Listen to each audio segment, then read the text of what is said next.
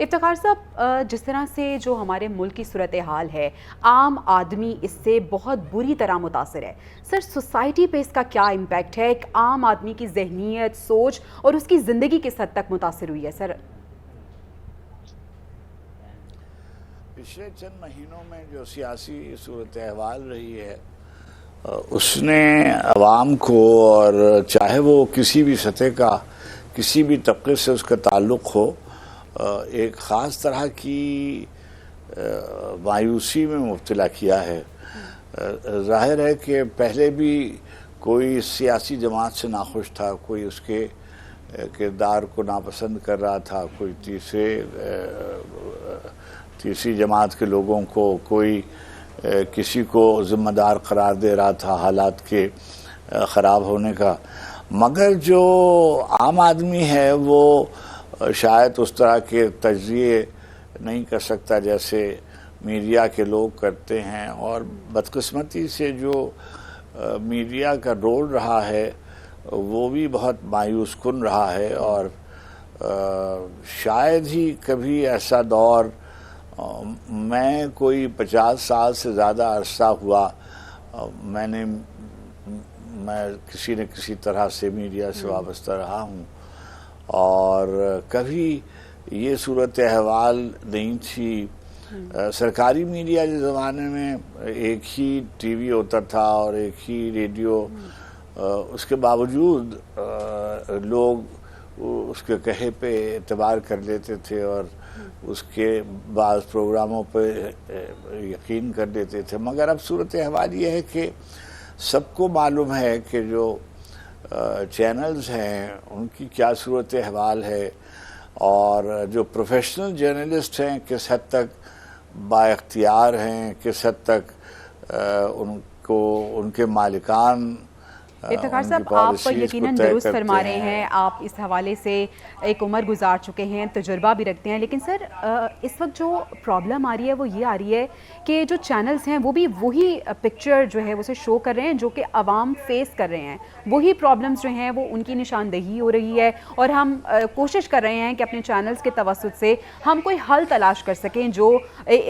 صاحب اقتدار لوگ ہیں ان سے ہم بات کر رہے ہیں کہ کوئی اس مسئلے کا حل نکلے. سر، عام عوام جو ہے، جو اس وقت مصیبت میں ہے، جو مشکل میں ہے، اور مایوسی کا آپ نے لفظ استعمال کیا، مایوسی تو ویسے ہی کفر ہوتی ہے. سر، اس مایوسی سے نکلنے کے لیے کیا راستہ آپ کو نظر آ رہا ہے؟ امید کی کوئی کرن جو عوام کو ملے تاکہ وہ تھوڑے سٹیبل ہو جائیں؟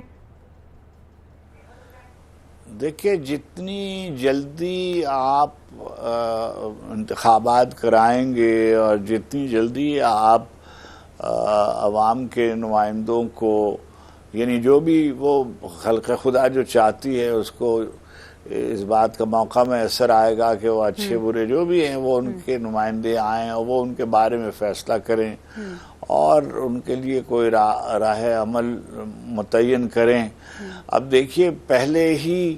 ایک دوسرے کو مسترد کر چکے، یعنی ان جماعتوں نے، ایک جماعت نے دوسری جماعت کو مسترد کیا اور انہوں نے سب کو مسترد کیا. اب اس نے کیا کیا ہے کہ جو اعتبار ہے وہ متزلزل ہو گیا. عام آدمی کو جماعتوں کی جو وفاداریوں کا تصور ہمارے ہاں میڈیا سے پیش کیا جاتا ہے، وہ آپ دیکھ رہے ہیں. خود سیاسی وفاداریوں کا کیا تصور ہے وہ بھی آپ کے سامنے ہے. بالکل ایسی افتخار صاحب، اور جس طرح سے آپ بات کریں یقیناً ایسی اعتبار جو ہے وہ کھوتا ہوا یہ پارٹیز نظر آ رہی ہیں. افتخار صاحب، جس طرح سے آپ نے کہا کہ جب تک ہمارے ملک میں انتخابات نہیں ہوں گے اور سیاسی استحکام نہیں آئے گا تو معاشی صورتحال جو ہے وہ اسی قسم کی نظر آئے گی. سر، آپ کو لگتا ہے کہ انتخابات اگر ہو گئے، کوئی بھی پارٹی آ گئی تو عوام جو ہے وہ کچھ ریلیف میں نظر آئیں گے اور عوام کا اعتبار جو ہے وہ بحال ہوتا ہوا آپ کو نظر آ رہا ہے کسی بھی پارٹی پہ؟ دیکھیے، ایک دن میں نہیں آئے گا، اور میں سمجھتا ہوں کہ سب کو مل کے بیٹھنا پڑے گا. یہ ایک بہت ہی گمبھیر صورتحال ہے. ہم ابھی اس کا اندازہ نہیں کر پا رہے کہ جو آنے والے 4-6 مہینے ہیں وہ کس قدر دشوار ہوں گے، اور ہم ان لوگوں سے علاج مانگ رہے ہیں جو خود اس کے ذمہ دار ہیں.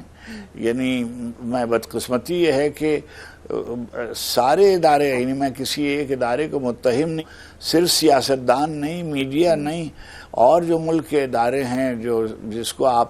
انگریزی میں کہہ کر گزر جاتے ہیں اسٹیبلشمنٹ، باہر کا اسٹیبلشمنٹ، بین الاقوامی اسٹیبلشمنٹ، یہ سب اس کے یکساں طور پر ذمہ دار۔ اچھا ظاہر ہے کہ جب تک معاشی صورتحال بہتر نہیں ہوگی، اب معاشی صورتحال کیسے بہتر ہوگی؟ میں تو بالکل معیشت کے معاملات کو بالکل نہیں سمجھتا ہوں، مگر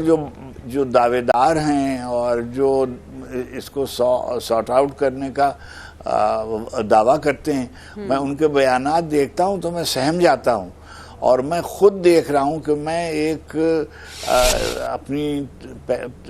پینشن پہ گزارا کرتا ہوں، اور میں دیکھتا ہوں کہ اگر میں کسی مشکل سے اور دشواری سے زندگی گزار رہا ہوں، اور تو میرے ساتھ جو کام کرنے والے ہیں ان کی مشکل میں، کتنی افتخار عارف پریشانیاں ہیں۔ صاحب، منیر نیازی صاحب نے کہا کہ اس ملک پہ آصف کا سایہ ہے یا کیا ہے، پھر آپ نے بھی یہ کہا ہے کہ عذاب یہ بھی کسی اور پر نہیں آیا کہ ایک عمر چلے اور گھر نہیں آیا۔ ہم تو سفر مسلسل میں ہیں اور دشواری بڑھتی جا رہی ہے، اور لمحہ موجود میں مشکلات سخت سے سخت ترین ہیں۔ ہمارا یہ سفر رائے گاں تو نہیں جا رہا، ہم منزل سے کتنا دور رہ گئے ہیں؟ دیکھیے، سفر تو پروردگار عالم کوئی صورت ضرور نکال دیں گے، اور ہم امید بھی کرتے ہیں، دعا بھی کرتے ہیں، توقع بھی کرتے ہیں، مگر کوئی راستہ دکھانے والا سامنے نہیں ہے، کوئی راستہ سامنے نہیں ہے، کوئی راستہ دکھانے والا سامنے نہیں ہے۔ اگر آپس میں گفتگو ہو، کوئی ڈائیلاگ کی صورت نکلے اور مل بیٹھ کر طے کر لیں کہ بھئی یہ راستہ ہے، اس طرف کو جائیں گے، اور ملکی مفاد کے تحت یہ سب کر لیں، بین الاقوامی اپنے روابط درست کریں، کوئی یہ سب ایک دوسرے سے بہت جڑا ہوا ہے۔ اور اس وقت جو صورت احوال ہے، ہماری خارجہ پالیسیز، ہمارے دوستوں سے تعلقات، ہمیں حیرت یہ ہوتی ہے کہ جو جن کے ساتھ ہمارے سلوک کی صورتیں تھیں، اب ہم افغانستان کے ساتھ بھی ہماری پرامن زندگی گزارنا مشکل ہو گیا ہے، ایران سے بھی ہماری بات کم ہوتی ہے، ہندوستان سے پہلے ہماری دوری ہے، تو گویا یعنی کیا صورت احوال ہے جن کو ہم اپنے قریب لانا چاہتے ہیں، وہ ہمیں ہمارے یعنی اب میں کیا یہ کہنا نہیں چاہتا ہوں کہ ان کے رجحان جو ہیں وہ جو ہمارے پڑوسی ہیں ان سے ان کی جو ہاب نابنگ ہے ہمارے مقابلے میں، اگر آپ نے بالکل درست یہ فرمایا تھا کہ اس سے پہلے اس طرح کی سچویشن اور اس طرح کے حالات نہیں تھے جو اب ہم دیکھ رہے ہیں، اور سوال یہ بھی ہے کہ ہم آئندہ آنے والی نسلوں کو کس طرح سے کا ملک جو ہے وہ دکھا رہے ہیں، اور کس طرح کا ملک ہم چھوڑ کے ان کے لیے جائیں گے۔ بہت شکریہ افتخار عارف صاحب، اور سینیٹر بہرمن تنگی صاحب ہمارے ساتھ موجود تھے، اور ملک کی جو سچویشن تھی اس پہ بات کر رہے تھے، ہم کہاں سٹینڈ کرتے ہیں، ان فیوچر ہم کہاں دیکھ رہے ہیں، اور وہی سوال کہ ہم جو اپنی نسلیں ہیں ان کے لیے کس طرح کا ملک اور سچویشن چھوڑ کے جانے والے ہیں۔ عارف صاحب آئے تو ماحول تھوڑا سا انہوں نے وہ احمد فراز صاحب یاد آ گئے کہ اس سے پہلے بھی تو ایسی ہی گھڑی آئی تھی، صبح وحشت کی طرح، شام غریباں کی طرح۔ خیر، یہ وقت گزر جائے گا، اس امید کے ساتھ ہم یہ وقت گزار رہے ہیں۔